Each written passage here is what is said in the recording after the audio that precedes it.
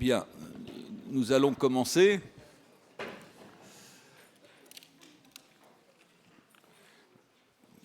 Tout d'abord, bienvenue dans cet amphi que vous connaissez bien et dans cette année 2025. Laissez-moi donc vous présenter tous nos vœux les plus chaleureux pour vous-même, pour vos familles, pour la paix dans le monde, pour le développement maritime dans tout ce qu'il y a d'intéressant et de profitable. Donc vraiment tous nos vœux les plus chaleureux pour une année douce, joyeuse et pourquoi pas lumineuse. Nous allons commencer par une thématique, je ne sais pas si c'est la plus lumineuse, puisque nous allons nous enfoncer dans les abysses, mais en tous les cas, qui aura son pendant d'intérêt, j'en suis absolument convaincu, puisque vous connaissez notre problématique, l'exploration des grands fonds, pourquoi, comment. Je voudrais saluer toutes les personnalités qui sont là en ce début de second sommet. Je ne vais pas citer tout le monde, mais je remercie les amiraux qui sont là, les confrères de l'Académie de Marine, monsieur le préfet, madame l'inspectrice générale, les confrères de l'Académie de Marine. Et puis, je voudrais également remercier Inès Constantin, qui est notre nouvelle chargée de communication, enfin nouvelle depuis le début de l'année universitaire. Donc, un grand merci pour elle, parce qu'elle se donne beaucoup de mal pour faire connaître nos Mardis de la mer. Au-delà des seules personnes comme vous en présentiel, dont je remercie, parce que c'est quand même le présentiel le plus sympathique pour animer et donner vie à ces débats, nous avons bien sûr, comme vous le savez maintenant, un certain nombre de personnes en distanciel. Alors, notre problématique, aujourd'hui, c'est une très belle problématique et le président de l'Institut français de la mer avec qui nous organisons les choses, Eudes Riblier, ne peut pas être là pour une question de train puisqu'il est normand maintenant et la SNCF a annulé les 2 trains qui lui auraient permis de pouvoir retourner chez lui. Donc il sera avec nous, mais à travers effectivement l'écran, et je crois qu'il a eu Jean-Marc Sornin tout à l'heure. Alors pourquoi cette question du défi des abysses ? C'est vrai que la Terre porte bien son nom, même si, vu de la Lune, la Terre est bleue. Mais c'est sans doute, d'abord ça part d'un bon sentiment des gens qui savent que pour les maritimistes, on préférait que la Terre soit bleue, mais de là à l'appeler mer, c'est exagéré, parce que 72% de la surface du globe, c'est quand même des terres immergées. Vous avez du travail. On connaît, je crois, à peu près 5% de manière connue, les zones les plus proches le littoral. Je crois qu'on a une définition pas très précise qui s'apparente plutôt à la définition géographique qu'on a pour la planète Mars plutôt que celle de la Lune pour 15 autres pourcents. C'est-à-dire qu'en gros, 80% des 72% des terres de la planète Terre sont des terres qu'on ne connaît pas. C'est dire qu'on connaît infiniment mieux, mais ça nous le répétons souvent, l'espace peut-être que ce qu'il y a au fond des mers. C'est-à-dire que finalement, historiquement, en tous les cas, c'est assez intéressant. Durant 5000 ans d'histoire, on a emprunté une seule des 4 dimensions de la mer, la surface. Quid de la tranche d'eau, quid des terres immergées et 4e dimension, vous allez peut-être nous dire que la biodiversité du sous-sol terrestre marin serait peut-être différente de la biodiversité du sous-sol terrestre. C'est dire que vous allez, je dirais, faire un exploit en intervenant à 2 en 45 minutes sur cette question, mais qui va générer, j'imagine, bien d'autres séances par la suite. Un très grand merci d'être là. Et bien sûr, pour remplacer Eudes, aujourd'hui, c'est Régis Menu, notre trésorier, qui va vous présenter. Bonsoir. À nouveau, j'excuse le président de l'IFM, Eudes Riblier, qui, comme vous le voyez, les problèmes de TER en Normandie sont un peu compliqués. Et on annule au dernier moment. Je souhaite également vous présenter tous nos vœux au nom de l'IFM, son conseil d'administration, ses membres. Et vous souhaitez une belle année maritime, parce que 2025 est l'année de la mer, et c'est l'année où se réunit la première conférence internationale organisée par l'ONU sur les océans, l'UNOC de Nice, au début du mois de juin prochain. Jean-Marc Sornin, vous êtes océanographe, docteur en géologie marine, mais surtout entrepreneur. Abyssa est la 6e entreprise dont vous êtes le cofondateur. Chercheur à l'Ifremer, vous le quittez en 1987 pour créer Écocéan, la première société de conseil en environnement marin. Avec votre équipe, vous inventez le concept d'écologie marine appliqué à l'aménagement du territoire, le métier d'ingénieur conseil en environnement marin et aménagement du littoral. 4 ans après, l'Ifremer revient vers vous pour vous proposer un rapprochement avec leur filiale, la compagnie de recherche et d'études océanographiques, CREO. Après une fusion-absorption, vous êtes cofondateur de Créocéan, que vous dirigez jusqu'en 2017, date à laquelle l'entreprise compte 70 collaborateurs et une dizaine de sites en France métropolitaine, outre-mer et à l'international. Vous créez alors Abissa, dont vous êtes le président, avec 3 cofondateurs opérationnels, collègues de 15 ans chez Créocéan, et 6 cofondateurs investisseurs, chefs d'entreprise dans l'économie marine, ce qui vous permet de lever en 2 ans 1,4 million d'euros. Aujourd'hui, vous conduisez de nouvelles étapes de développement. Vous renforcez la gouvernance et les équipes. Vous investissez une dizaine de millions d'euros pour acquérir un drone sous-marin capable de descendre jusqu'à 6000 mètres de profondeur. Abissa veut être l'entreprise pionnière dans l'exploration des grands fonds marins en utilisant des drones sous-marins. Pour le chercheur que vous êtes, le développement projet d'entreprise doit passer par l'innovation. Ainsi, en 2013, avec Michel Collinet, actuel directeur général délégué d'Abissa, vous êtes lauréat du concours mondial d'innovation pour le concept de flotte de drones sous-marins coordonnés, pour lequel 3 brevets ont été déposés, et plus récemment, Abissa est lauréat du 2e projet de recherche collaborative dans le cadre du plan de relance France 2030. Vous siégez au conseil d'administration de l'Université de La Rochelle, au conseil d'administration du cluster maritime français. Vous avez également été administrateur du pôle de compétitivité Bretagne-Atlantique.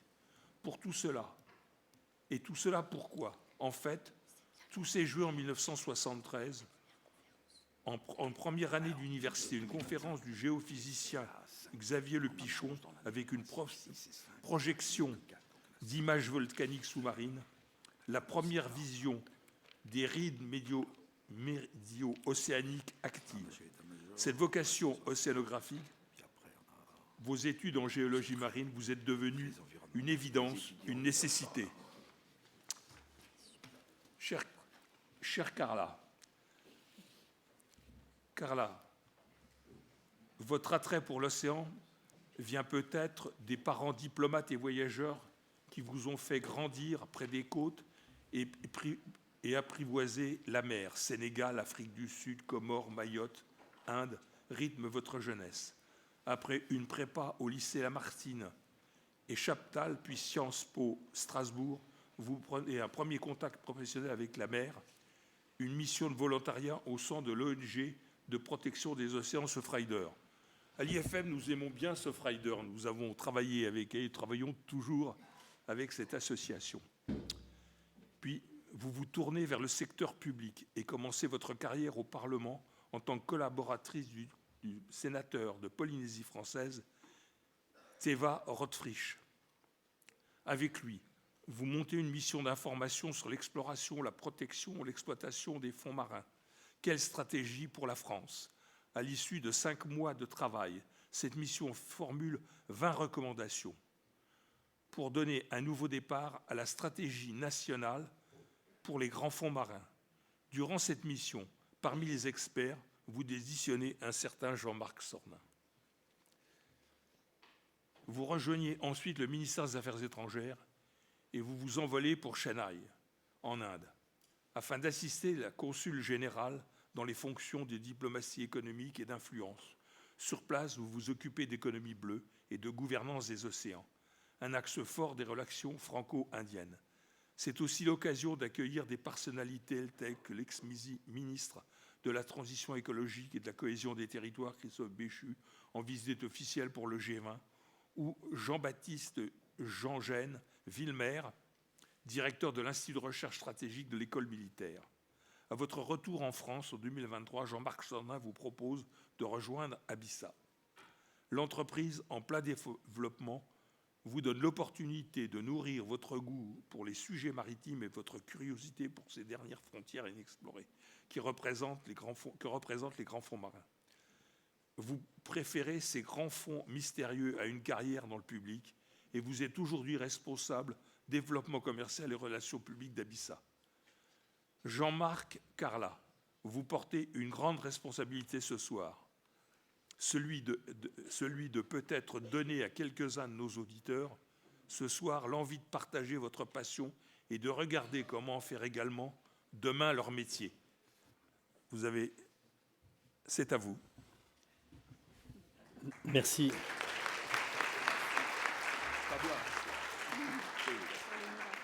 Merci beaucoup. Avant de passer la parole à Carla qui va commencer notre intervention, je voudrais dédier cette session des Mardis de la Mer à mon père qui est décédé la semaine dernière à l'âge de 95 ans, qui m'avait passé quand j'étais adolescent sa passion de la navigation en mer et plus tard le goût de l'entrepreneuriat.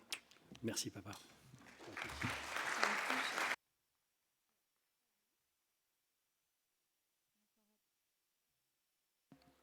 Ouais, non, c'était pas allumé. Bonsoir à tous, quel auditoire. Merci pour votre présence. Alors, vous nous avez demandé de réfléchir ce soir à la question suivante. Pourquoi, c'est-à-dire pour quelle finalité et comment explorer les grands fonds marins. Et lorsque j'ai lu le sujet la première fois, les premières images qui m'ont traversé l'esprit sont celles de l'Atlantide, vous savez, cette mystérieuse civilisation perdue au fond des mers, que l'on doit à Platon, et qui trouve aujourd'hui un vrai écho chez certains historiens, chez certains scientifiques, qui croient en l'existence de cette civilisation perdue qui n'attendrait qu'à nous révéler tous ses secrets et les mystères de son existence. Et toute petite, cette utopie d'explorateur me fascinait. Il faut dire qu'elle a été popularisée par un certain Walt Disney, à qui on doit un super film d'animation. Mais il y en a d'autres, des récits et figures mythiques qui peuplent l'imaginaire collectif et qui fascinent. Les monstres marins, les krakens, les sirènes, les aventures de marins en péril. En voici quelques exemples là illustrés, mais il y en a d'autres. Là, vous avez par exemple une illustration de 20 milieux sous les mers de Jules Verne. Et tout le monde ne le sait pas, mais Victor Hugo n'était pas que romancier, il était également peintre et illustrateur. Il a lui-même illustré certains passages de ses romans. Alors, en 2025, on en sait un peu plus sur ces milieux que ce que proposaient les cartographes du Moyen-Âge. Évidemment, mais il me semble que la curiosité et le fantasme pour ces espaces demeurent. Et là, ce qu'on veut se demander ce soir, c'est pourquoi est-ce qu'on continue à avoir cette passion, cette fascination, alors qu'on est censé quand même mieux connaître nos fonds marins. Mais de quoi parle-t-on exactement ? Vous avez évoqué tout à l'heure la vue de notre planète depuis l'espace. Et effectivement, on peut, en regardant la planète sous cet angle, on peut identifier les grands fonds marins au premier coup d'œil. Ce sont les espaces bleu foncé que vous voyez ici. À ces profondeurs, la lumière ne pénètre pas. On y rencontre pourtant de nombreuses espèces. On s'imagine peut-être à tort une surface plane, et en réalité, ces fonds marins sont entrecoupés de nombreux reliefs. On y trouve en fait même d'immenses chaînes de montagnes, et en fait, il faut s'imaginer peut-être l'Himalaya au fond des océans. Pour les scientifiques, les grands fonds marins commencent généralement au-delà de 200 à 300 mètres de profondeur. C'est la limite de pénétration de la lumière. Et c'est aussi à partir de là que nous commençons, nous, chez Abissa, à explorer pour aller jusqu'à 6000 mètres de profondeur, donc au niveau de la plaine abyssale.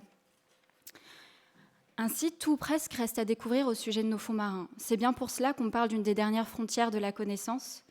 Et on va se demander avec vous, non pas que pourquoi, c'est-à-dire pour quel objectif, mais aussi, si vous voulez bien, pourquoi tout attacher. Mince, pardon, il y a eu... Alors, je pense qu'il y a un petit problème sur le PowerPoint. Dans la régie, là. Ouais. C'est pas les bonnes... Bon, c'est pas grave, il n'y a pas de souci, on va passer tout de suite. Aucun problème. Donc on va se demander non pas que pourquoi, c'est-à-dire pour quel objectif, mais aussi pourquoi tout attacher, c'est là où je voulais en venir. Pour quelles raisons nous n'investissons pas plus dans la connaissance de cet incroyable levier de compréhension du vivant et des fonctionnements climatiques planétaires. Je vais donc vous proposer quelques raisons d'aller plus loin dans l'exploration, mais il ne s'agit évidemment pas d'une liste exhaustive, et j'espère qu'on aura le temps, après la présentation, pour avoir un peu d'espace et débattre, aller plus loin sur ce sujet. Alors, je vais me permettre de rentrer un peu plus en profondeur dans le sujet, si je peux me permettre l'expression.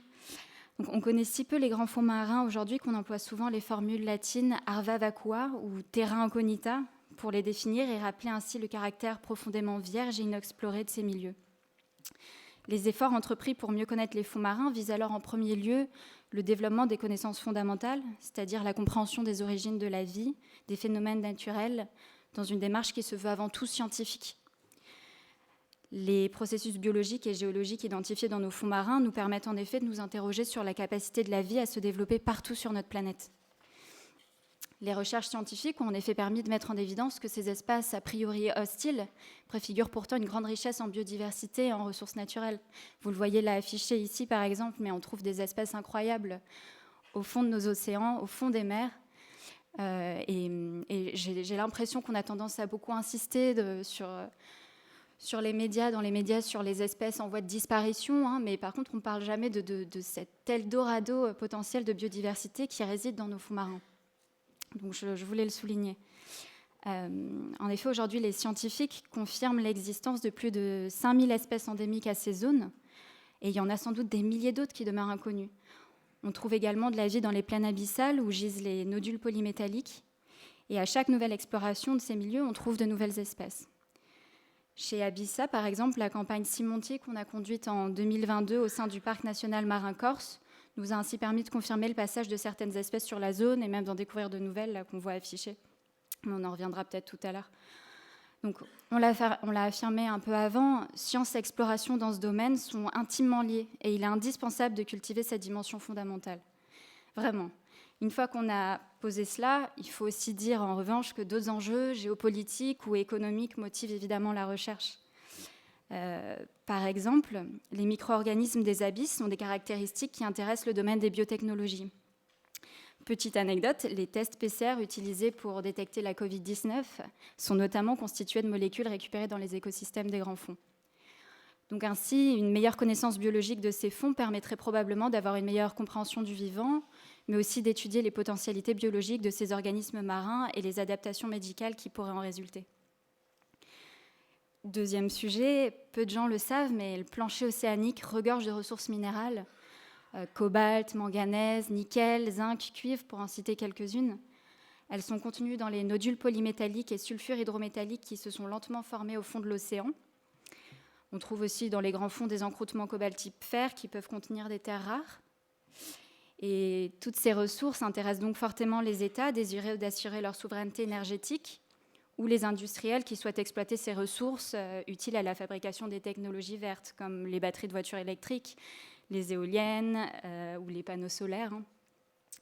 Parmi les arguments avancés pour son exploitation figure l'intérêt de ces métaux pour répondre aux besoins de la décarbonation de l'économie et de la croissance des énergies nouvelles qui requièrent ces matériaux. Alors, certains industriels et gouvernements mettent en avant le soulagement des populations qui pâtissent des mines terrestres et le futur épuisement de ces ressources.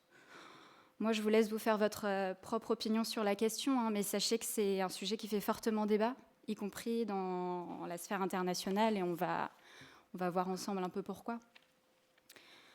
Donc, depuis 1994, l'Autorité internationale des fonds marins, qui est une agence de l'ONU, supervise les activités scientifiques et minières dans les grands fonds marins des eaux internationales.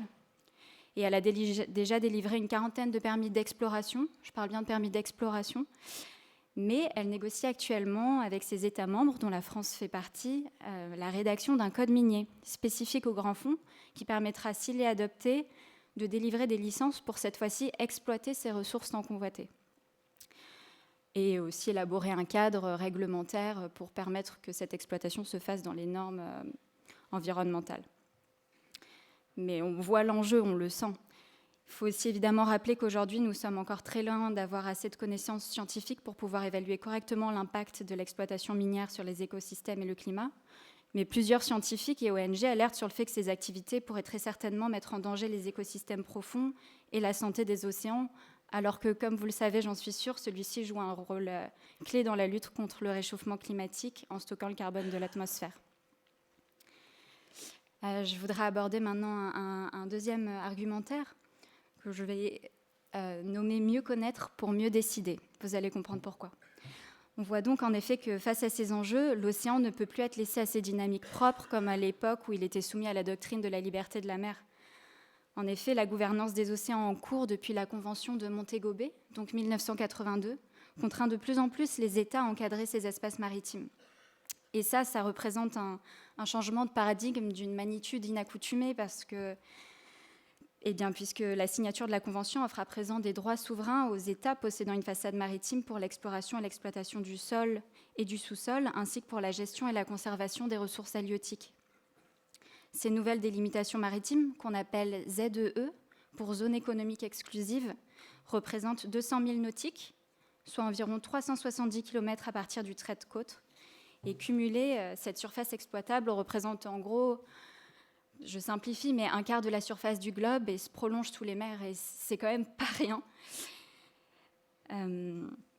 Ces droits, ouverts aux États riverains avec la Convention de Montego Bay, sont accompagnés d'obligations pour la préservation et la conservation du milieu marin. Ils sont cristallisés en 2015 avec l'adoption par les Nations Unies des fameux 17 objectifs de développement durable, parmi lesquels l'ODD 14, conserver et exploiter de manière durable les océans, les mers et les ressources marines aux fins de développement durable. Mais je vous le demande, comment protéger et gérer ces espaces sans connaissance sur ces milieux ? Qu'on se le dise, l'état actuel des connaissances ne permet pas de mesurer pleinement le coût environnemental et climatique qu'aurait par exemple, comme on l'a vu, l'ouverture potentielle de l'exploitation minière des fonds marins. Tout au plus, la communauté scientifique s'accorde sur la fragilité des milieux sous-marins profonds et leur sensibilité aux activités humaines. Donc, si on prend les choses dans l'autre sens, ce serait peut-être en prouvant scientifiquement le rôle moteur que joueraient les grands fonds marins dans l'équilibre naturel de la Terre que les États membres de la CNUDM et de l'AIFM pourront décider clairement du cadre juridique et des politiques à mettre en œuvre pour une gestion durable des océans. Ce n'est qu'ainsi que la France, qui défend actuellement un moratoire sur l'exploitation minière des fonds marins à l'AIFM, pourra peser dans les négociations internationales et freiner, le cas échéant, les velléités d'exploitation de certains États comme la Chine, le Japon, l'Inde, pour en citer quelques-uns. Autrement dit, il faut sortir d'une protection passive et à l'aveugle des fonds marins au profit d'une protection plus éclairée et proactive. C'est en tout cas la vision qu'on défend chez Abyssa depuis notre création en 2019 et qu'on continuera à défendre cette année, année de la mer. Alors, je vais aborder maintenant un sujet peut-être un peu plus souverainiste, mais néanmoins très important à mes yeux, et je pense que ça va vous intéresser également en tant que Français. Avec sa zone économique exclusive de plus de 11 millions de kilomètres carrés, la France dispose du deuxième plus grand espace maritime mondial. Nous sommes quand même le seul pays présent sur 4 océans du monde grâce au territoire ultramarin. Et en tant que puissance maritime, donc, notre pays porte une responsabilité et un devoir d'initiative sur la gestion des ressources naturelles maritimes et la protection de la biodiversité, particulièrement dans les grands fonds marins. Cette responsabilité doit se manifester auprès des instances internationales, notamment à l'AIFM, et alors que notre pays s'apprête, comme vous l'avez dit en introduction, à accueillir la prochaine conférence des Nations Unies sur les océans à Nice en juin prochain.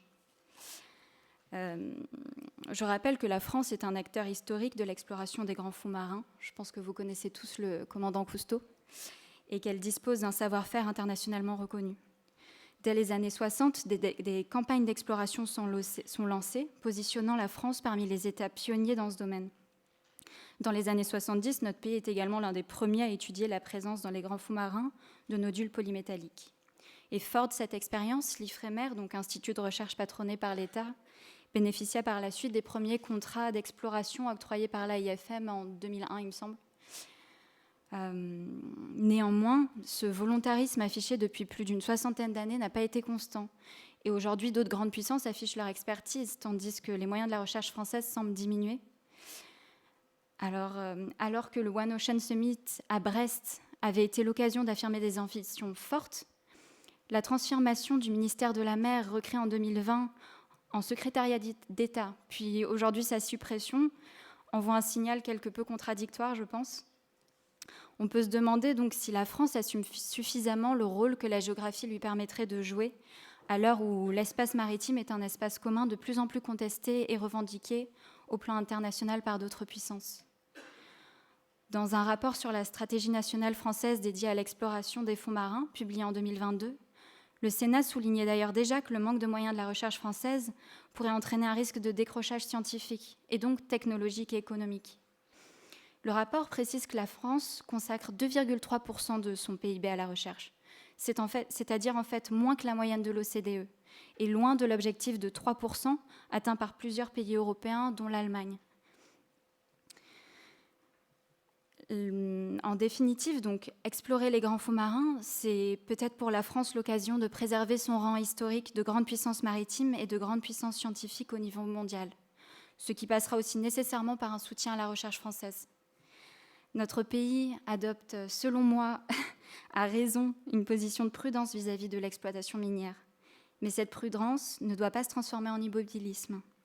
D'où encore une fois cette nécessité d'approfondir cette démarche de connaissance qu'on vous a présentée. Encore faut-il savoir comment et par quels moyens. Et je vais donc laisser la parole à Jean-Marc Sonnin pour vous apporter quelques réponses à ces interrogations. Merci.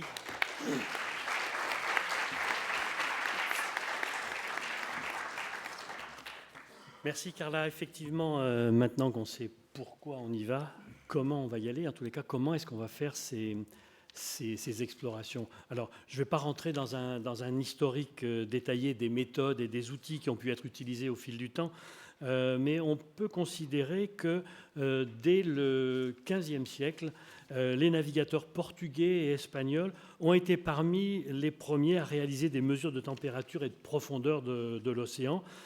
Et on pourrait considérer que ça marque le début de l'océanographie. On est donc sous un héritage de longue durée. Quelle que soit l'époque de l'expédition ou de sa représentation, il y a quelque chose qui est frappant. C'est la linéarité de cette représentation. Je vais vous passer quelques exemples où on retrace les voyages des explorateurs, les mesures qui ont pu être effectuées sont faites évidemment sur ces voyages, sur ces cheminements-là. Et donc on a cette linéarité, et c'est normal puisque ces expéditions étaient essentiellement organisées pour aller d'un point à un autre et non pas dans le but explicite d'explorer les espaces océaniques. Et ces profils linéaires, en fait, ne permettaient pas, en l'état, de dresser des cartes sous-marines, puisque notre objectif pour la connaissance, c'est de dresser les cartes des fonds marins. C'est au XIXe siècle, avec l'expédition du Challenger, qu'on a vu apparaître, une expédition qui a duré plus de 3 ans, qu'on a vu apparaître les premières représentations graphiques, donc les premières cartes. En fait, l'idée, c'est d'extrapoler d'un point de mesure à un autre, d'un profil à un autre. C'est en utilisant ces extrapolations qu'ont pu être tracées ces cartes des fonds marins. Et je cite également celle au tout début du XXe, avec les expéditions du prince Albert de Monaco, qui ont permis de dresser une série de cartes bathymétriques couvrant la quasi-totalité des océans accessibles. Mais pour moi, la véritable visualisation des fonds marins est due à cette géographe, à Marie Tarp, qui, dès les années 50, a dessiné de véritables œuvres d'art, des ouvrages scientifiques évidemment, comme on peut le voir sur son bureau. À partir des mesures ponctuelles ou des profils en long, elle a extrapolé, elle a interprété les résultats de ces mesures que l'on qualifie de brutes. Alors, qu'est-ce que c'est que l'extrapolation ? En cartographie, ça consiste à estimer des valeurs au-delà des données qui ont pu être observées, en utilisant des tendances ou des modèles existants, ou des modèles que l'on va développer. Et si je fais cette incise, c'est parce que c'est ce que nous engageons. Nous avons engagé en interne chez Abissa un certain nombre de modèles pour certains paramètres. À partir d'un nuage de points, cette méthode permet de prévoir l'étendue du phénomène d'un territoire qui est encore non connu, non mesuré. Elle est très souvent utilisée pour enrichir les analyses géographiques et améliorer la compréhension spatiale, les compréhensions spatiales. Pourtant, la fiabilité de ces interprétations va énormément dépendre de la précision des données. Les résultats peuvent être moins fiables si les données de base ne sont pas représentatives. On le comprend aisément. Donc l'extrapolation peut conduire à des erreurs si les tendances qui ont été observées ne se maintiennent pas au-delà des données disponibles. Pour résumer, l'extrapolation, c'est un outil qui est précieux en cartographie pour prévoir et analyser des phénomènes géographiques et à utiliser évidemment avec prudence. C'est donc ce qu'a fait Maritarp. Et j'ai choisi cette carte de 1977 car, et vous l'avez cité, dans les auteurs, on peut identifier le nom de Xavier Le Pichon, géophysicien, océanographe français, qui fut un des précurseurs des observations sous-marines au niveau des rides médio-océaniques. C'est ces fractures que vous voyez qui sillonnent le fond des océans, et aussi les phénomènes des mouvements de plaques. Un grand coup de chapeau à Maritarp parce qu'elle a représenté jusque-là ce qui était considéré comme invisible. Avant d'en arriver aux représentations graphiques, il faut bien entendu réaliser les mesures et acquérir les données. Donc, les outils historiques, on voit sur la gauche l'utilisation d'un plomb de sonde au large de la Méditerranée à l'époque gallo-romaine. En fait, l'idée, c'était de descendre ce plomb. Donc, ça permettait de mesurer, donc de faire de la bathymétrie, de mesurer la profondeur. Mais aussi, on plaquait sous le plomb, on plaquait du suif, ce qui permettait de remonter ce qu'il avait rencontré, du sable, des algues, des herbiers ou des rochers. C'est sur la partie droite de la photo, vous voyez également des plombs qui étaient utilisés au XVIIIe siècle par les expéditions de la Pérouse. Et il faut savoir que des modèles, bon, évidemment c'est un peu évolué, mais assez similaires, étaient encore utilisés au XIXe et au début du XXe. Aujourd'hui, bien entendu, on a perfectionné les méthodes de prélèvement et de mesure ponctuelles. Vous avez sous les yeux ce qu'on appelle un carottier multitube qui fait un certain nombre de prélèvements du sédiment de surface, mais également des mesures de la qualité des eaux, des mesures liées à la profondeur, voire à l'hydrodynamique. Et je ne résiste pas au plaisir de vous montrer ces deux photos qui nous ont été envoyées juste avant Noël par Jean-Damien Bergeron, qui est cofondateur et directeur des opérations chez nous, et qui était dans le Pacifique pour faire justement sur l'Atalante, le navire de l'Ifremer, pour faire ce genre de mesures. Alors, pour aller au-delà des mesures ponctuelles qui sont réalisées par les outils qu'on a vus, qui sont descendus jusque sur le fond, on utilise de l'instrumentation, des outils qui sont soit fixés sur la coque des navires, soit traînés à l'arrière et qui, à partir d'émissions d'ondes acoustiques ou sismiques, ont permis d'opérer des mesures en continu puisque ça se déroule pendant la marche du navire.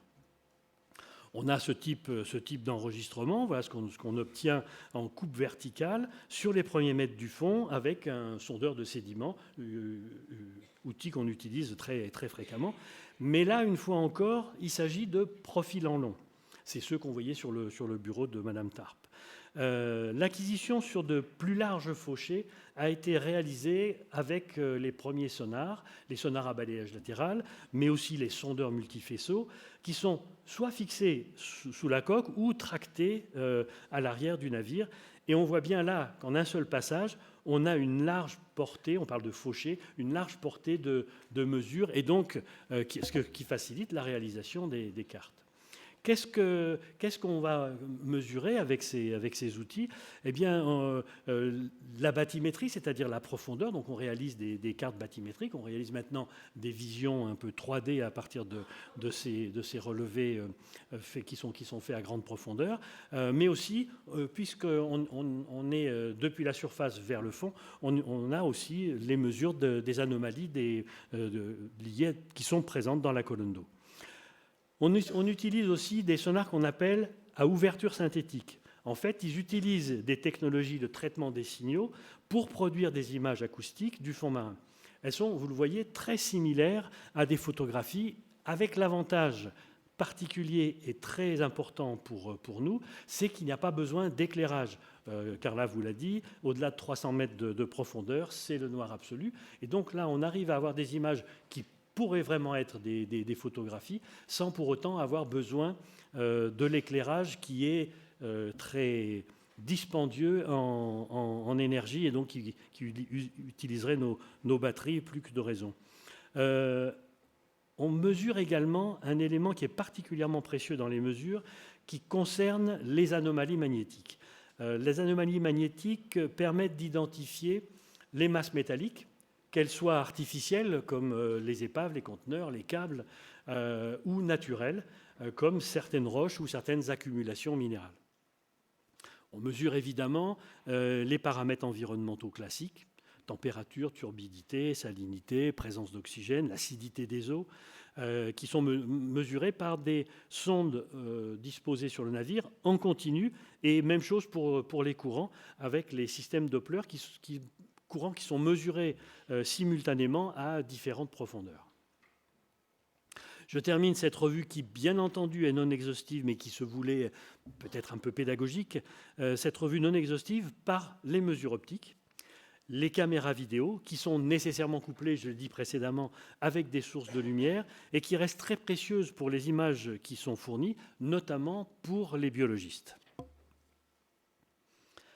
Avec la création de la société Abyssa et nos partenaires, nous avons voulu poursuivre ces explorations en profitant des évolutions technologiques. On est parti du constat que si les méthodes traditionnelles ont fait leurs preuves et progressent régulièrement, elles manquent de précision quand on aborde les grandes profondeurs. Une solution est de se rapprocher du fond en installant les sondes de mesure sur des engins sous-marins qui sont capables de plonger au-delà de 1000 mètres, jusqu'à donc 6000 mètres, avec une grande autonomie de déplacement. C'est ce qui est développé par les fournisseurs avec lesquels nous travaillons, les fournisseurs des drones sous-marins. Mais on doit aussi, au-delà de la simple technologie, on doit aussi s'attacher au protocole opérationnel. Les protocoles opérationnels vont devoir tenir compte des objectifs de ces campagnes d'exploration. Et pas uniquement les objectifs liés à l'exploration, mais également l'usage des différents outils de mesure, puisque les sondes que j'ai citées précédemment ont des fonctionnements qui sont optimaux selon leur distance par rapport au fond. Et c'est là qu'on introduit la notion de l'approche multi-échelle. C'est en fait la réalisation de mesures à différentes profondeurs, successivement, un peu comme un zoom grossissant. Et au fur et à mesure où on se rapproche du fond, bien entendu, on a plus de précision dans l'acquisition de nos résultats. Alors, c'est ce que vous allez voir dans une vidéo qui a été réalisée pour une exploration qu'on a menée au large de la Corse, jusqu'à 2500 mètres de fond, pour le compte de l'OFB, du parc marin de Corse et la délégation de Façade Méditerranée. Donc, si on peut avoir, je ne sais pas où est la régie, si on peut avoir la vidéo, s'il vous plaît.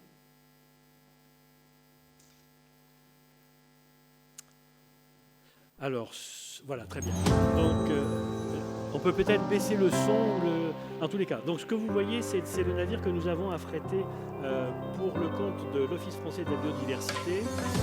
L'idée, c'était d'aller faire une exploration sur une zone qui est un parc naturel, un parc protégé. Vous voyez là l'engin qu'on utilise, c'est un AUV, Autonomous Underwater Vehicle, un drone sous-marin qui a la capacité de descendre à 3000 mètres. Ça a tombé bien, on savait qu'on ne descendrait pas à plus de 2005, donc on a utilisé celui-ci qui lui-même était présent chez nos partenaires de Exsail en Méditerranée.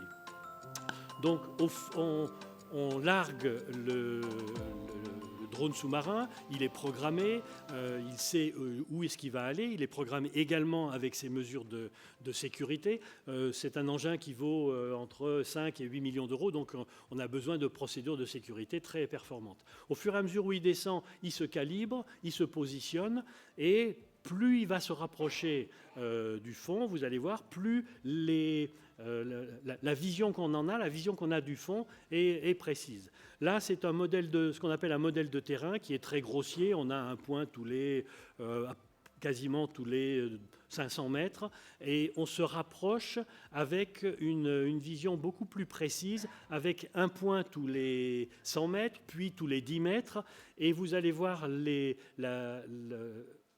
voilà, vous allez voir les enregistrements qu'on a faits et qui permettent de préciser des cibles. Et on passe ensuite à la vidéo qui, là, permet aux biologistes de déterminer, de préciser des espèces qui leur permettent de les identifier et éventuellement d'en découvrir de nouvelles. Si je dis ça, c'est parce que dans la vidéo suivante, on va voir que certaines espèces ont été découvertes par les biologistes. À la fin de la mission, le drone sous-marin revient à l'arrière. Il est donc programmé, il revient à l'arrière et il est remonté à bord. Sur la deuxième vidéo, s'il vous plaît, alors je ne sais pas si c'est moi qui fais. Est-ce qu'on peut avoir la deuxième ? La deuxième vidéo montre que une fois qu'on a fait cette cartographie extensive avec le drone sous-marin, on va sur des cibles pour les explorer de manière plus précise. L'engin que vous avez vu s'appelle un ROV, Remote Operating Vehicle, c'est-à-dire c'est un véhicule sous-marin qui est filaire, il est télécommandé. Le précédent, vous l'aviez compris, était totalement autonome, alors que celui-ci, il est relié au navire par un fil. Donc il a beaucoup moins d'autonomie. En revanche, il peut descendre beaucoup plus, il faut même voir se poser sur le fond et capter des images qui sont beaucoup plus précises et qui permettent aux différents scientifiques biologistes et géologues d'apprécier cette diversité, cette biodiversité que l'on a sur les fonds. Là, on est au large de la Corse, on est donc, vous l'avez vu, aux alentours de 2000 mètres. C'est une zone protégée et l'Office français de la biodiversité nous avait dit il faudrait qu'on arrive à mettre au point une méthodologie pour faire ces explorations parce qu'on est sur des zones qui sont protégées mais pour lesquelles on n'a pas de connaissance réelle de la biologie, de la biodiversité. Et c'était une belle opération puisque non seulement on a découvert une nouvelle espèce qui va apparaître bientôt sur les images, mais on a aussi découvert de nouveaux habitats. C'est-à-dire qu'il y a des endroits à ces profondeurs-là que l'on ne pensait pas habités par cette biodiversité, par ces différentes espèces. Donc ces observations, alors, qui ont été réalisées en 2 fois, donc vous allez voir 2 fois la plongée. Ces observations ont permis d'identifier et de bien évidemment motiver. Au-delà de la connaissance et du pourquoi dont parlait Carla précédemment, il y a aussi la motivation de la préservation, de la conservation de ces zones naturelles par l'Office français. Et à terme, l'idée aussi est de voir l'évolution de manière à voir si cette protection des zones naturelles, des parcs et des réserves naturelles marines a un réel effet sur l'expansion de la biodiversité et sa préservation.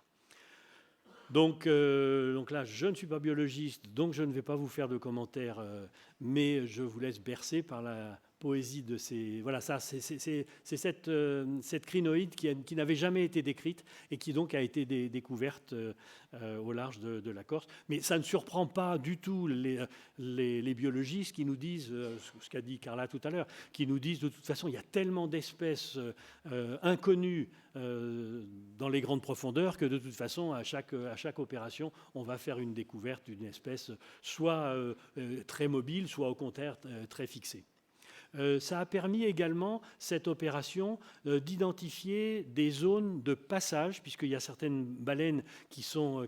Et ça, alors ça c'est une belle surprise parce que les opérateurs à bord nous disent on l'a vu arriver cette méduse comme un cadeau. Ça a permis également d'identifier des passages de baleines alors qu'on ne pensait pas du tout que sur cette zone-là, elles étaient présentes. On n'en reste pas là, vous vous en doutez. Vous avez vu où nous en sommes. Notre appétence pour l'innovation et nos envies de développement nous font forcément avancer dans nos projets de recherche. Mais on n'est pas tout seul. Il y a en France un contexte général que je trouve assez porteur, très porteur. D'abord, avec tout ce qui concerne la recherche académique. On l'a déjà cité, bien sûr en tête l'IFREMER et GENAVIR pour la flotte océanographique française. Il faut savoir qu'il y a une flotte océanographique française avec le CNRS et les instituts comme l'INSU, l'IRD, l'IPGP, et également, bien entendu, les universités. Mais aussi avec un écosystème entrepreneurial, et notamment le cluster maritime français, qui anime depuis une quinzaine d'années un groupe de travail sur les grands fonds marins. Même chose pour le GICAN, le groupement des industries et de construction des activités navales. Globalement, ce sont plus d'une centaine d'entreprises qui sont en relation avec cette thématique. Et enfin, les pouvoirs publics. Bon, difficile d'en parler, comme l'a dit Carla, quand on voit la valse hésitation avec un ministère puis pas de ministère. En tous les cas, il y a eu un signal fort qui a été donné avec le plan de relance France 2030 et son objectif 10, qui est dédié à la connaissance des grands fonds marins, avec 350 millions d'euros qui ont été fléchés à l'époque et pour la recherche et l'innovation, et qu'on espère évidemment ne pas voir raboter dans les mois qui viennent. Donc c'est dans ce cadre que nous nous efforçons de développer nos outils et nos activités. Et en tout premier, je voudrais citer ce projet de flotte coordonnée qui a été initié il y a presque 10 ans par Michel Collinet, actuel cofondateur et directeur associé, dans le cadre de notre précédente entreprise Créocéan. L'idée est de multiplier les capacités d'acquisition de données sans pour autant augmenter les moyens de surface, qui sont très consommateurs en énergie fossile. Encore très consommateurs, mais ça va évoluer évidemment. Cette flotte qui a déjà été testée, pour partie, qui a donc déjà été testée, et a été lauréate du concours mondial d'innovation et a fait l'objet de 3 brevets internationaux, mais c'est vrai que vous l'avez déjà rappelé, elle sera opérationnelle dans 2 ans. Ensuite, un très beau projet qui est mené par notre collègue géophysicienne Andreina Garcia-Reyes dans le cadre d'un projet de recherche collaborative financé par le plan de relance France 2030 en partenariat avec l'Institut de physique du Globe ici à Paris. Il s'agit de mettre en place un process de traitement des données magnétiques afin d'en affiner les résultats. Aujourd'hui, ces résultats sont très aboutis et vont nous permettre assez rapidement de livrer des informations qui sont encore inédites et précises sur les fonds marins. Et enfin, à nouveau dans le cadre d'un projet de recherche collaborative financé par le plan de relance France 2030, Julien Marticorena, notre biologiste, s'est attaqué à la modélisation de la répartition des espèces benthiques en fonction de la nature des habitats marins qui ont été rencontrés à très grande profondeur. Et là, c'est là, quand je parlais de l'extrapolation cartographique pour passer des points ou des profils à une représentation cartographique, c'est ce que fait Julien pour la biodiversité et la distribution des espèces. Je ne vais pas vous citer les autres projets qui sont liés à la géophysique, à la biodiversité, à la qualité des eaux, qui sont en gestation dans l'intelligence non artificielle des cerveaux fertiles de toute l'équipe. Mais vous soyez sûr que vous allez entendre parler de nous, car ces besoins de connaissance des fonctionnements globaux vont nécessiter des technologies beaucoup plus précises et extensives, et surtout non intrusives. Et ça, c'est nos prochains défis.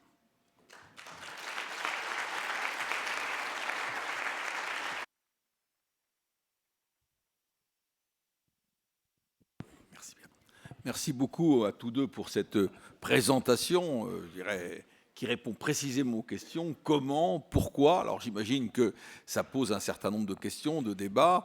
Et puis vous allez peut-être pouvoir nous dire qu'est-ce que vous entrevoyez à travers tout ça comme perspective nouvelle. Certes, il y a fort à faire. Qui souhaiterait intervenir? Alors, je vous rappelle la règle. Il y a 2 étudiants que je remercie qui vont donc faire passer des micros en se partageant de l'amphi côté bâbord, tribord, et en vous demandant d'avoir la gentillesse de vous présenter quand vous posez une question. Voilà. Donc, attendez, le micro va vous parvenir. Il faut vraiment parler très, très près dans le micro. Voilà. Monsieur qui est là, au 3e rang. Merci de lever la main. Bonjour, Alexis Sardan. Alors j'ai une question, c'est vraiment une question, c'est pas une remarque, il faut pas le voir. Donc j'ai travaillé pendant 10 ans dans le milieu maritime et notamment dans la pêche offshore aux alentours des Seychelles, donc sur le thon dans l'océan Indien. Ma question c'est la suivante. En gros, vous nous dites on protège mieux ce qu'on connaît. Sauf que vous citez l'espace, et moi j'ai l'impression que l'espace est peut-être plus exploité maintenant qu'on le connaît et qu'on comprend le potentiel énergétique qu'on peut en tirer ou le potentiel économique qu'on peut en tirer. Je comprends vos intentions et votre passion pour la mer, mais est-ce que vous n'avez pas peur que vos travaux soient utilisés par d'autres puissances et en fait votre savoir, une fois que vous le partagez, il vous appartient plus trop? Et notamment, moi, ce que j'ai vu donc dans l'océan Indien, vous avez montré des sondes performantes en haut. Aujourd'hui, c'est très compliqué le renouvellement de la population du thon dans l'océan Indien parce que les sondes sont très performantes et le moindre banc qui se forme quelque part, il est automatiquement ramassé. Et qu'est-ce que vous pensez de ce risque-là sur les fonds marins?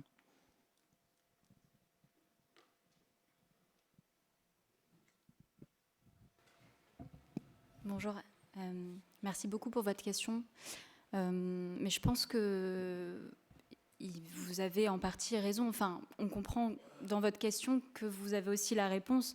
En revanche, moi, ce que j'ai envie de vous dire, c'est que l'obscurantisme n'a jamais rien apporté et que si on ne connaît rien, on ne peut vraiment pas décider grand-chose. Donc, il y a deux choses. Nous sommes des explorateurs, nous apportons la connaissance, mais nous n'avons pas la responsabilité des décideurs. C'est deux choses, deux métiers, deux personnalités, deux acteurs différents.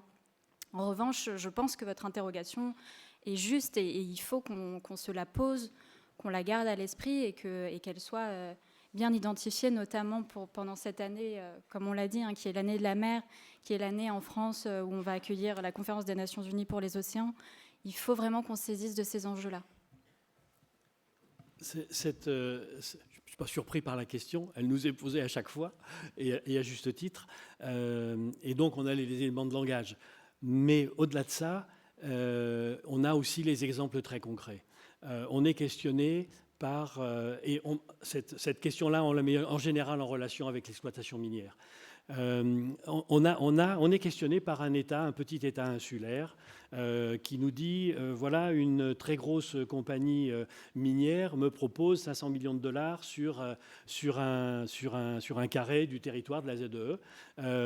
Si je dis non, on me dit bah, c'est la moitié de votre PIB, vous refusez l'assainissement, les routes, etc.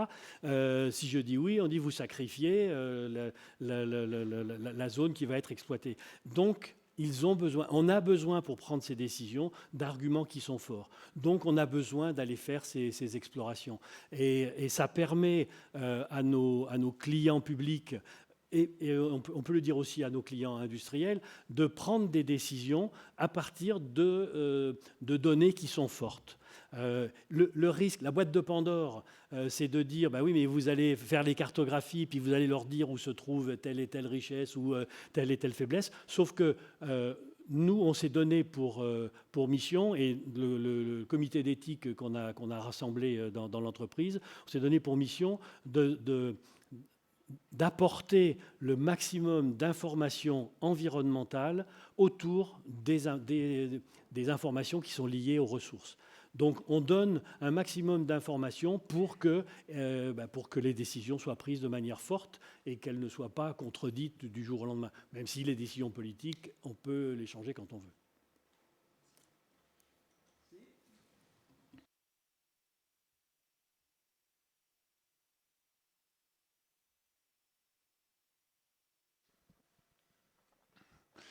Bonsoir monsieur, bonsoir mademoiselle. Je vous remercie beaucoup pour cette conférence qui est très intéressante.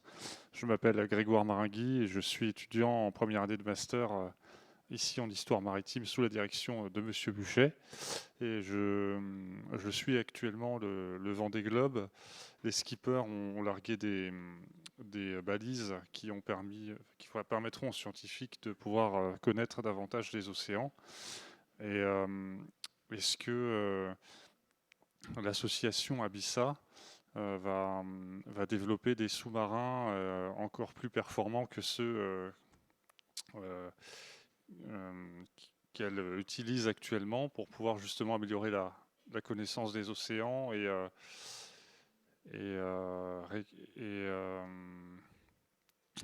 connaître tous les fonds marins qu'il reste encore à découvrir en partenariat avec les skippers des prochains Vendée Globe.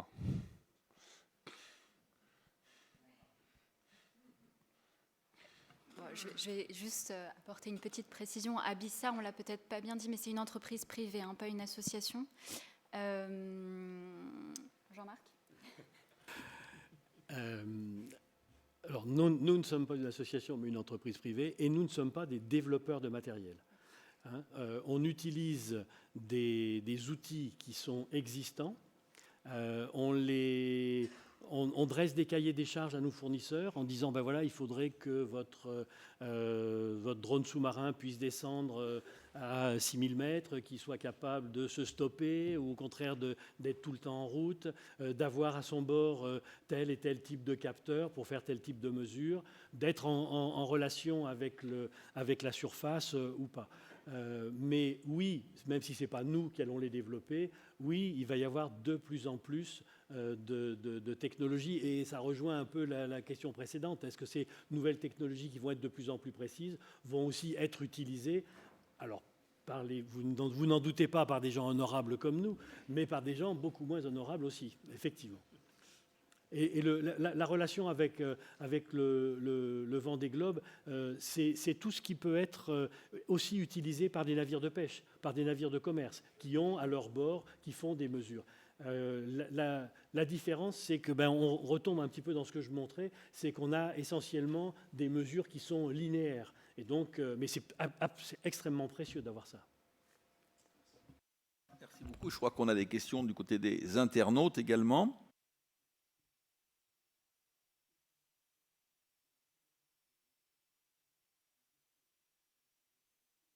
C'est le vaste programme.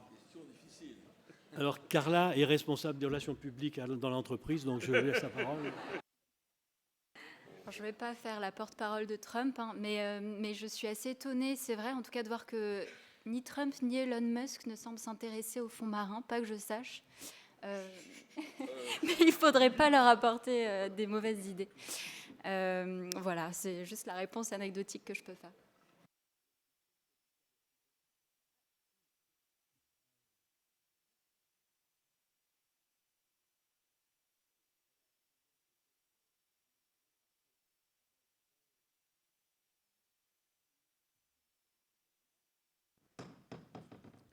Bélier, administrateur des affaires maritimes, membre de l'Académie de marine, et pendant 14 ans, j'ai été responsable des relations internationales en matière de pêche et du droit de la mer dans les services de la Commission européenne. Donc tous les ans, dans les réunions sur le droit de la mer à New York, je rencontrais le directeur des océans du département d'État qui me disait, ça c'est sûr, cette année, on ratifie la Convention des Nations Unies sur le droit de la mer.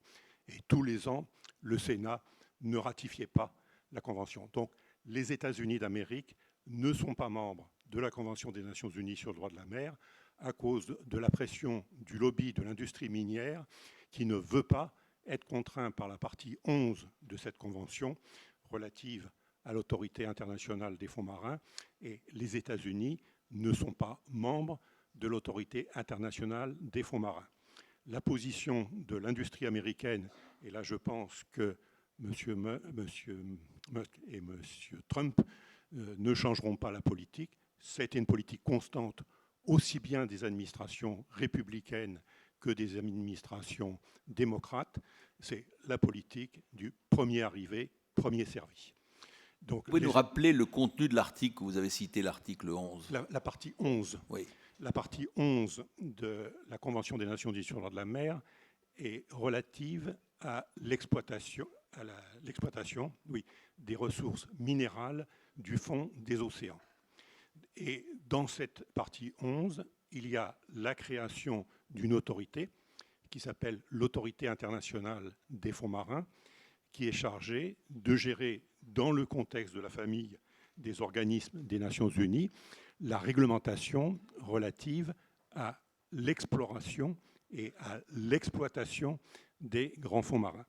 Depuis sa création en 1994, l'autorité discute du code minier, mais n'a pas encore réussi à fixer le contenu de ce code minier qui déterminera les conditions d'exploitation des ressources minérales des grands fonds marins. Or, dans la Convention des Nations Unies sur le droit de la mer, il est clairement dit dans la partie 12 que l'exploitation des ressources des océans doivent se faire dans le respect de l'environnement marin. Et la dernière convention qui a été l'accord d'application, le troisième accord d'application de la CNUSED qui a été adopté l'année dernière à New York, qu'on appelle l'accord BBNJ, Biodiversité Beyond National Jurisdiction, vise à la création d'aires marines protégées en vue de l'exploitation durable des ressources biologiques et non pas minérales, puisque les ressources minérales sont déjà couvertes par l'autorité des fonds marins. Mais comme on vous l'a dit, il y a au fond des océans, dans les grands fonds marins, des espèces dont les caractéristiques étaient inconnues au cours des années 70. En fait, on a découvert qu'il y avait une vie sous-marine dans les grands fonds marins il y a seulement une cinquantaine d'années. Avant, on pensait que les fonds sous-marins étaient déserts. Et ça, c'est les travaux de l'IFREMER, d'un certain nombre d'organismes de recherche qui ont permis de le savoir. Et actuellement, il y a effectivement des ressources génétiques d'origine marine qui peuvent être utilisées dans beaucoup d'applications, que ce soit cosmétiques, médicales ou autres, mais dont l'exploitation, pour l'instant, n'était pas réglementée. Donc, cette nouvelle accord BBNJ va permettre de réglementer. Je vais peut-être abréger oui, pour répondre à la question. Merci donc, pour les États-Unis ont participé, dans le cadre des Nations Unies, à la convention qui intéresse également les grands fonds marins, mais rien ne dit qu'ils la ratifieront. A priori, oui, ça vous semble très mal. Pour une raison on a bien compris pour la même raison. Avoir la liberté totale d'exploitation. Voilà. Alors, il y a d'autres partenaires qui posent problème. Je n'en avais pas parlé. Il y a la Chine, qui est membre de la Convention des Nations Unies sur le droit de la mer, mais qui la respecte fort peu et qui est très intéressée par l'exploitation des terres rares des fonds sous-marins. Alors, est-ce que la Chine fera merci comme bien, de Chine, voir, parce que je crois qu'il y a beaucoup de questions. Oui.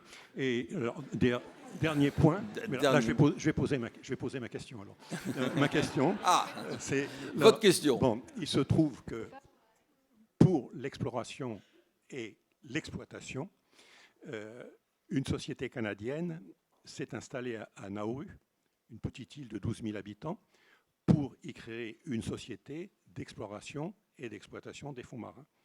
Est-ce que vous ne pensez pas qu'avec ce genre de société, pourquoi n'est-elle pas restée canadienne? Pourquoi s'est-elle installée dans une petite île insulaire en développement, si ce n'est pas pour y développer une activité de complaisance analogue à celle qu'on a avec les pavillons de complaisance, aussi bien dans le domaine du transport maritime que dans celui de la pêche? La réponse est oui. Bien, autre question, là, merci. Puis après, M. Henrat qui est devant. Merci. Bonjour, Anne-Bénédicte Gonact. J'avais une question à propos, on parle de la France pour l'exploration des fonds marins. Qu'en est-il des autres pays? Quels sont ceux qui poussent le plus là-dessus? Et vous parliez aussi d'un moratoire sur l'exploitation minière donc, pour la France. Est-ce qu'il y a d'autres pays, par contre, où il n'y a pas ce moratoire et où ils ont commencé? Merci.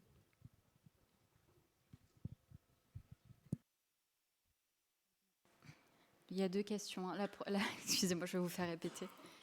Je vous fais répéter. La première, c'est exploration et pas exploitation.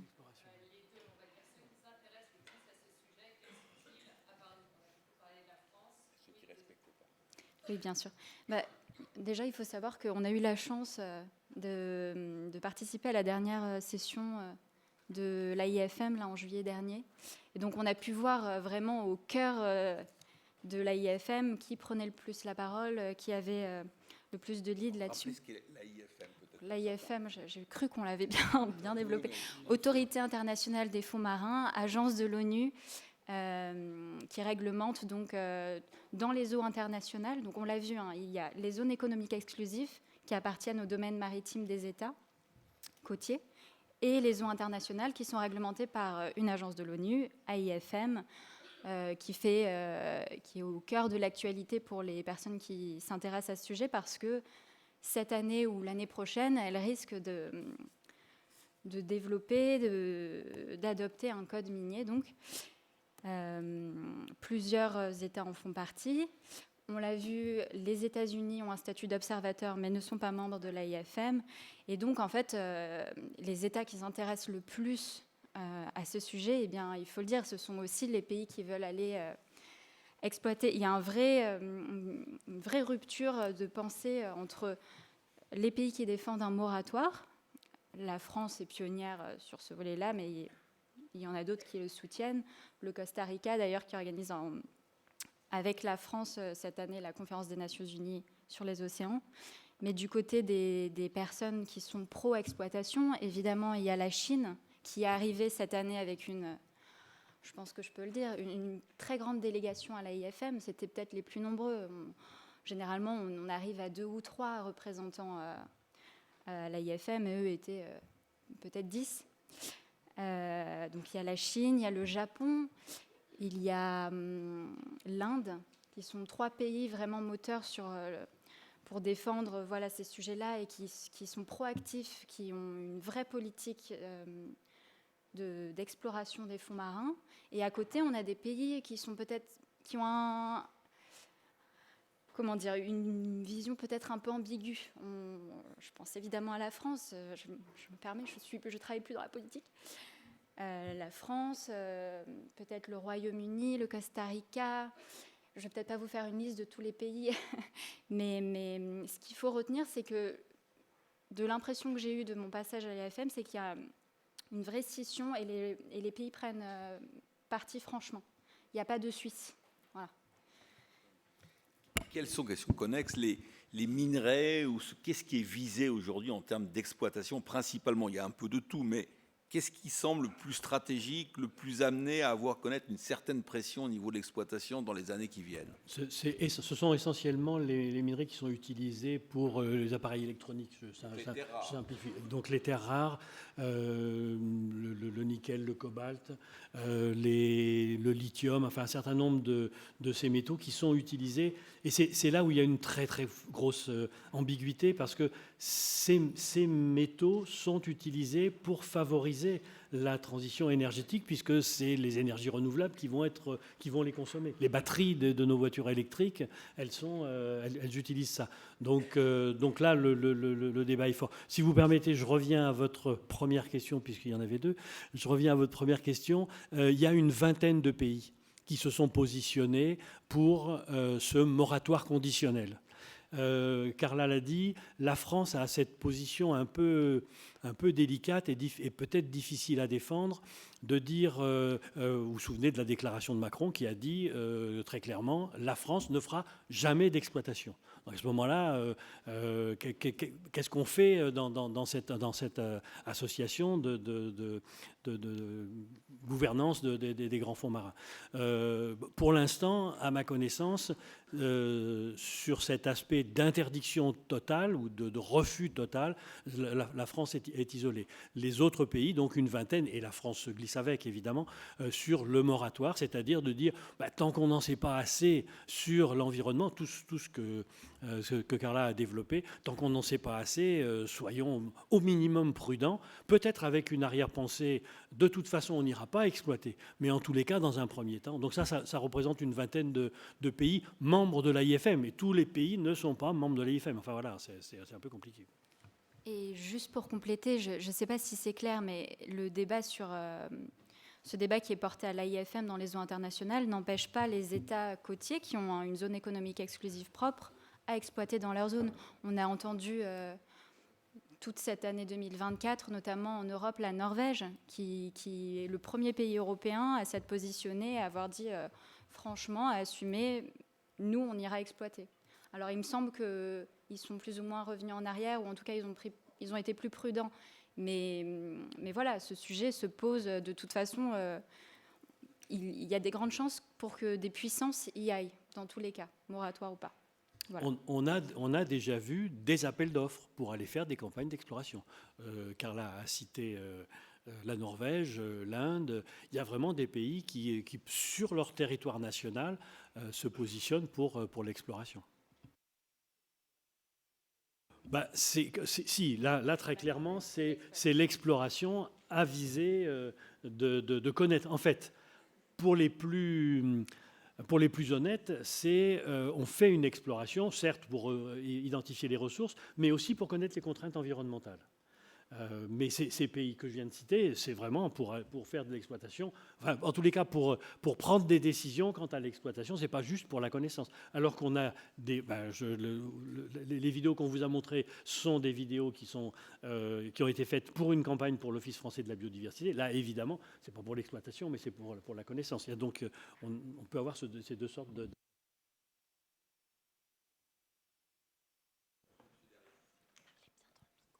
Oui. Une question rapide. Sur vos vidéos montrant vos essais, il me semblait reconnaître l'Alfred Merlin. Oh, si, excusez-moi, mais il ne s'agit pas d'essais, il s'agit de Oui. campagne d'exploration. Campagne d'exploration. L'Alfred Merlin, n'est-ce pas? Oui, c'est oui. ça. Oui. Qui appartient, comme chacun sait, au DRASM. Et je voulais savoir, est-ce que vous obtenez aussi des coopérations de la part de la Marine nationale? Aujourd'hui, ce n'est pas le cas. L'entreprise va être bientôt propriétaire d'un AUV, d'un sous-marin. En revanche, nous n'avons pas de navire et donc nous affrétons des navires à un certain nombre d'armateurs, qu'ils soient étatiques comme l'Alfred Merlin, mais aussi des compagnies privées qui ont des navires qui peuvent nous servir de navires océanographiques.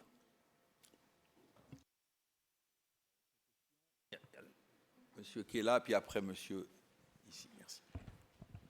Bonjour, je suis Julien Guilaine, je suis en L1 de droit.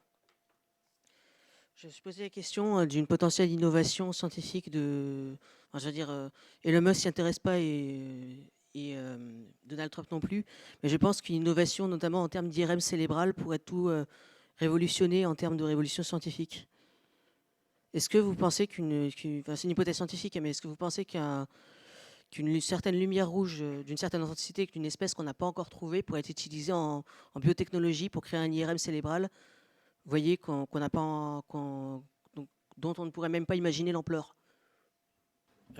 Ça fait partie de la boîte de Pandore que je citais tout à l'heure. Mais j'en suis intimement, totalement persuadé. Oui, concrètement. Mais ce que je veux dire par là, c'est qu'on n'investit pas dans les abysses, mais concrètement, il faudra investir plus que dans l'espace, vous voyez, pour moi.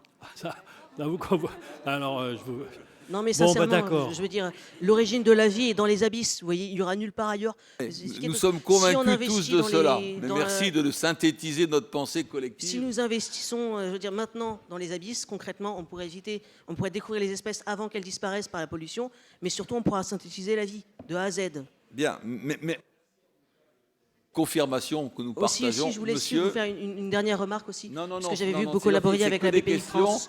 Monsieur attend depuis longtemps, il y a beaucoup de personnes qui veulent intervenir. Merci de donner le micro. Il s'avère qu'il détourne des fonds publics, donc moi j'ai peur pour vos projets. Je vais récupérer le micro pour une autre question. Bonjour, Merci. François Delavigne, Iota Capital. J'ai deux questions. Première question, on entend parler des nodules polymétalliques depuis des dizaines et des dizaines d'années, mais en même temps, j'ai souvent entendu dire qu'il n'y avait pas de viabilité économique à les exploiter. Deuxième question, il y a des ressources halieutiques en revanche très, très importantes dans les grands fonds marins, et l'égine et autres, il y a différents accords. Quels sont les réels pouvoirs de police, de contrôle sur la disparition éventuelle de ces espèces qui, comme chacun sait, mettent 4, 5 ou 6 fois plus de temps pour se reproduire que les espèces de surface?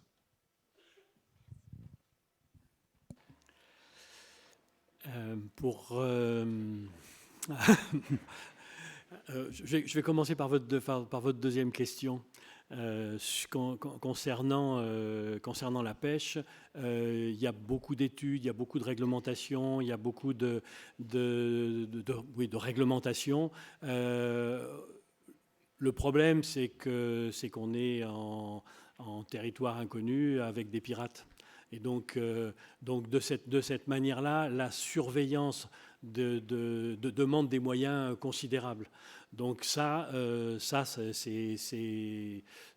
pense que c'est vraiment une question de volonté et de moyens sur toutes ces zones qui sont hors des territoires nationaux et sur lesquelles il peut effectivement y avoir des pêches abusive. Hein. Tu prends la première question ? Je peux essayer d'apporter une humble réponse, mais je ne suis pas sûre d'avoir une réponse complète. Non, mais ce qui est sûr pour la première question, j'ai l'impression qu'on se dit ça parfois pour se dissuader, c'est-à-dire qu'il y a quand même déjà des compagnies et des États qui investissent énormément d'argent dans ce sujet. Donc, s'ils y vont, c'est que c'est faisable. À un moment donné, on ne fait pas les choses, les États ne dilapident pas de l'argent pour rien. Et là, on a des compagnies très concrètement comme The Metals Company, qu'on a évoqué tout à l'heure, une entreprise canadienne qui va largement et qui a des clients. Donc, tu veux compléter ? Oui, je peux compléter, parce que dans l'équation, il n'y a pas que les aspects économiques, il y a les aspects de souveraineté. Aujourd'hui, et ça peut prendre le dessus par rapport à la rentabilité. Aujourd'hui, les minerais qui sont utilisés, tels qu'on le disait tout à l'heure, issus de mines terrestres, sont essentiellement sous monopole chinois. Donc je vais me faire huer parce que ce n'est pas exactement ça, mais c'est vraiment la grande majorité des extractions minières sont sous monopole chinois. Le jour où ces monopoles deviennent contraignants, que fait l'industrie s'il n'y a plus d'approvisionnement en nouveaux minerais? Là, le fait d'avoir, soit sur des concessions dans les eaux internationales, soit dans les eaux nationales, ce que fait la Norvège, d'avoir ces ressources souveraines pourrait permettre de continuer à développer l'utilisation pour les énergies renouvelables. Donc, je ne pense pas qu'il faille s'attendre à ce que l'exploitation minière dans les grandes profondeurs ne réponde que strictement à une équation économique. En attendant que quelqu'un intervienne là-haut, on dit souvent que la France détient potentiellement des réserves importantes de terres rares, notamment au large archipel de la société Tahiti, pour faire court. Est-ce qu'on a à peu près évalué, je dirais, ce qui pourrait se trouver dans les ZEE françaises en terres rares, ces fameux métaux stratégiques? Non. Non, on n'a pas, et c'est pour ça qu'il faut faire de l'exploration. Non, en fait, c'est très mal connu. D'abord, l'Ifremer, qui est vraiment à la pointe de la recherche, mène des campagnes, notamment, alors c'est plutôt sur la zone de Clarion-Clipperton, où il y a les fameux nodules polymétalliques qui ont été cités, mais l'évaluation quantitative de la ressource est encore... alors je ne veux pas dire en balbutiement, mais on en est encore vraiment au début et nécessite encore beaucoup de campagnes. Or, les zones qui ont... Alors je revends ma salade, mais les zones qui ont été explorées sont encore très peu nombreuses au regard du potentiel. Même si les travaux des géologues, des géophysiciens permettent de cibler, de dire sur cette zone-là, il pourra y avoir effectivement des nodules polymétalliques, ou bien des encroûtements cobaltifères parce qu'on a telle forme de relief, ou bien, comme l'a cité aussi Carla, les amas sulfurés qui ne se concrétisent que véritablement sur certaines zones, mais là pour l'instant les réserves sont... Enfin, c'est un petit peu comme quand on dit parce que ce que tu as dit, excuse-moi, mais il reste des milliers d'espèces inconnues. Il reste des milliers de zones minérales inconnues. C'est très vague. Bonjour, merci pour votre intervention. Je m'appelle Benjamin, je suis un ancien biologiste marin spécialisé en écologie benthique. Alors pendant toutes mes études, on m'a toujours répété que l'exploitation minière des mers, c'était pas durable, c'était impossible, ce qui était vrai en vue des technologies actuelles. Mais vous qui avez été sur le terrain et qui êtes si proche du développement technologique, est-ce que vous pensez qu'il est possible d'avoir une exploitation durable des fonds miniers ou est-ce qu'au contraire, c'est une expression qui elle-même est un oxymore ? C'est comme les... On n'a pas besoin d'aller prendre des exemples dans les grands fonds marins. Toute exploitation d'une ressource non renouvelable n'est pas durable. En revanche, et je reprends mon expression de l'équation, dans l'équation, est-ce qu'on va avoir besoin ou pas? Il y a toutes les... Je ne fais aucune propagande pour un certain nombre de théories, et notamment par rapport au recyclage, par rapport à l'économie économie dans le sens de réduction qu'on peut avoir des ressources minières. Non, bien sûr que ça ne peut pas être durable, puisque ce sont des ressources qui sont non renouvelables. Et puis, il faut aussi avoir en tête que chaque fois qu'on fait une extraction, qu'elle soit à terre, en rivière, en mer, on détruit très localement un écosystème, ou on bouleverse un écosystème.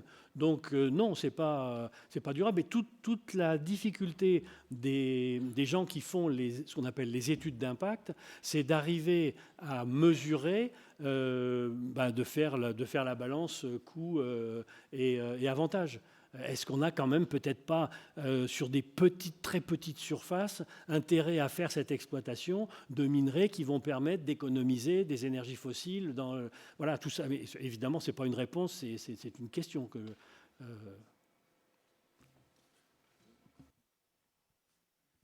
Bonsoir. Marie-Laurence Cipriane, je suis vice-présidente de l'IFM Corse Méditerranée et je dirige NAECO Océan à l'envers.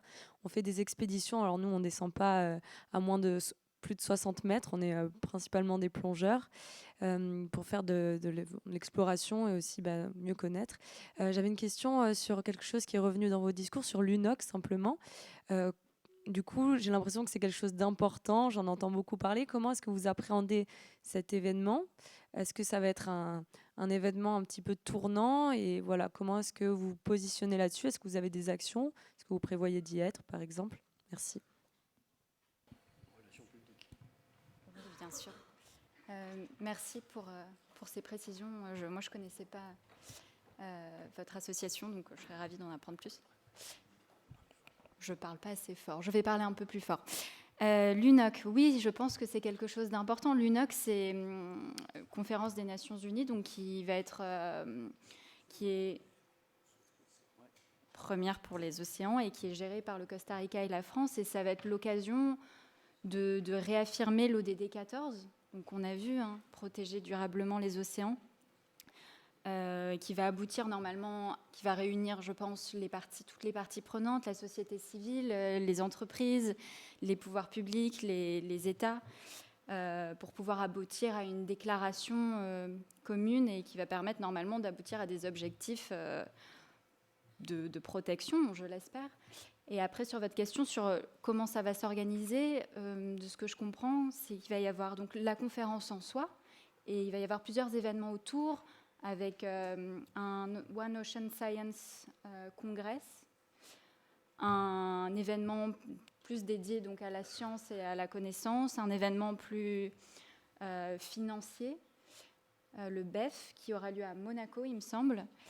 Et ensuite, il y a un espace qui s'appelle la zone verte, qui va être ouverte à toute la société civile et qui devra accueillir des expositions d'entreprises, d'ONG, d'associations. Donc je pense qu'il y a beaucoup de choses à faire et que ça va vraiment être un gros événement pour faire entendre tous ces sujets. Nous, on sera présents. On intervient à l'occasion d'un panel, je ne sais pas comment appeler ça, un panel, table ronde au One Ocean Science, pour présenter les travaux de Julien Marty-Corena que Jean-Marc a évoqué tout à l'heure. Ça, c'est la première chose. Et on aura peut-être l'opportunité de participer à la zone verte avec des événements peut-être, je ne m'avance pas parce que rien n'est décidé encore, mais avec le DRASM, justement, puisqu'on a conduit une mission avec eux et qu'ils ont prévu, je leur fais la pub, normalement, d'exposer l'Alfred Merlin à Nice, il me semble, si je ne dis pas de bêtises. Voilà. J'espère que je réponds à votre question.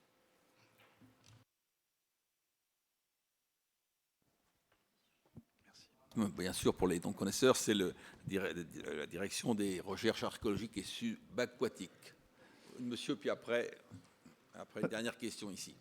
Donc Christian Mathieu, moi j'étais géologue pétrolier, donc essentiellement offshore pendant un certain nombre d'années, surtout sur l'Europe du Nord. Donc deux remarques. La partie durabilité d'une exploitation, ça me paraît complètement illusoire, parce que quand on était soumis aux études d'environnement, d'impact, avant d'implanter un forage offshore, nos pétroliers, on descendait des ROV, donc des robots, qui faisaient des photos, des relevés, etc. Et on nous demandait de déplacer le point d'implantation du puits de plusieurs mètres dès qu'on voyait un corail d'eau froide, en mer de Norvège par exemple. Et quand on regardait les photos et que je montrais ça aux associations genre Belluna et le WWF qui nous suivaient à la trace, je leur disais, bon, nous, on va se déplacer à cause de ce corail d'eau froide unique, mais j'espère que vous avez quand même bien remarqué que les chalutages à côté ont raclé le fond sur des largeurs non négligeables et que là, vous ne leur dites rien. Ça, c'est le premier point. Donc, à mon avis, l'exploitation durable de nodules métalliques ou de choses au fond de la mer, ça sera aussi dégueulasse qu'une mine à terre. Il n'y a pas de raison que ça soit mieux. Et plutôt que ça soit pire, vu les conditions. Et la deuxième remarque, c'est que la Norvège, en fait, ils se sont mis exactement en ordre de bataille pour basculer de l'exploration et de l'exploitation pétrolière vers l'exploitation minière. Un simple fait qui est très parlant, le directorat du pétrole norvégien, qui s'appelait donc le NPD, Norsk Petroleum Directorat, a été rebaptisé, je crois que ça fait un an ou deux, en Norsk Oceano Directorat. Et effectivement, ils ont appliqué la même méthode que celle qu'ils avaient pour le pétrole, c'est-à-dire qu'ils faisaient des campagnes d'exploration sismique avant d'ouvrir des domaines miniers à l'exploitation pétrolière. Et pour les aspects métalliques en fond marin, sur leurs ZEE, ils font effectivement la même chose, c'est-à-dire qu'ils font des campagnes de robots, de prélèvements, etc. Voilà, merci. Beaucoup. Donc une dernière question, Monsieur le Préfet, ça sera pour vous, et puis on va conclure après. Merci. Oui, Henri Mas de l'IFM. Ma question, c'est, on voit bien le travail que vous faites en profondeur, dans tous les sens du terme. C'est-à-dire que vous descendez. Bon, on voit bien que ce travail fait l'objet d'un collationnement, voire de publication. Est-ce que les autres pays, qu'on connaît assez précisément quelle est l'ampleur des moyens qu'ils mettent dans le même domaine, même si nous, on a peut-être une certaine avance dans certains domaines. Et deuxièmement, est-ce que la connaissance de ce qui est recueilli est partagée? Alors, je commence par la deuxième partie de la question. Il y a une obligation pour les explorations qui sont faites dans les eaux internationales de divulguer les informations. Là, c'est pareil, on est dans des océans avec des navires qui font des campagnes d'exploration. Est-ce que c'est respecté? Bon, ça, l'AIFM le fait respecter, publie. L'AIFM a déjà publié des études d'impact qui ont été réalisées par des futurs exploitants, ou en tous les cas postulants. Donc oui, il y a certaines zones où les informations sont bien communs de l'humanité et donc divulguées essentiellement d'ailleurs aux organismes de recherche et aux ONG. Pas de confusion sur ce qu'on fait et ce que fait la recherche académique. Nous, on est une entreprise privée, une entreprise de service, et on est au service d'un certain nombre de clients, qu'ils soient publics, comme j'ai cité l'OFB, l'IFREMER ou des agences d'État, et puis aussi des industriels. À l'étranger, on a aussi des concurrents, évidemment, qui sont encore assez rares à utiliser les drones sous-marins, mais des concurrents qui font des collègues, des confrères qui font le même genre de métier que nous, oui, il y en a. Ce qui fait avancer la science, c'est la recherche académique. Quand je dis on a découvert une nouvelle espèce, on donne ça aux chercheurs. Nous, on sait rien en faire. Enfin, c'est pas à nous de gérer ça. Et là, oui, il y a des organismes de recherche très avancés.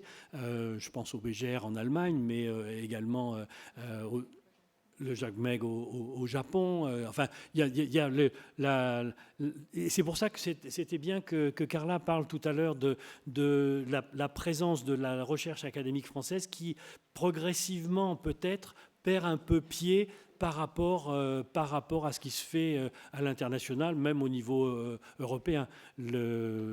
Très clairement, la France a été très en avance avec le CNEXO, le CNRS. Vous parliez tout à l'heure, on disait ça fait des dizaines d'années qu'on entend parler des nodules polymétalliques. Pour ce qui me concerne, avec ma seniorité dans ce métier-là, j'ai connu ça tout petit, quoi. Effectivement, c'était et par des chercheurs français. Donc, oui, il y a des avancées de recherche. On le voit, enfin, il y a un certain nombre d'images que j'ai utilisées dans la présentation qui sont issues de campagnes océanographiques par des instituts internationaux. Merci.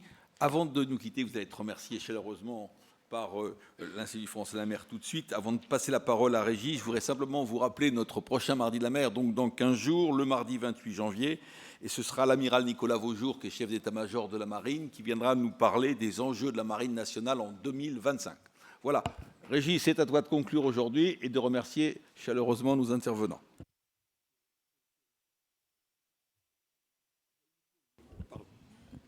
Cher Carla, cher Jean-Luc, je vous remercie très sincèrement de l'Institut français de la mer et de l'ensemble des spectateurs et ceux qui sont en visuel, en audio, pour cet exposé. Vous nous avez fait descendre dans les fonds marins et vous nous avez expliqué qu'il y a des règles juridiques à respecter et qu'on avance sur des technologies particulièrement avancées et innovantes qui permettront, dans un délai rapproché, de pouvoir encore mieux protéger ces fonds marins ou de les exploiter de façon propre. Voilà. Merci.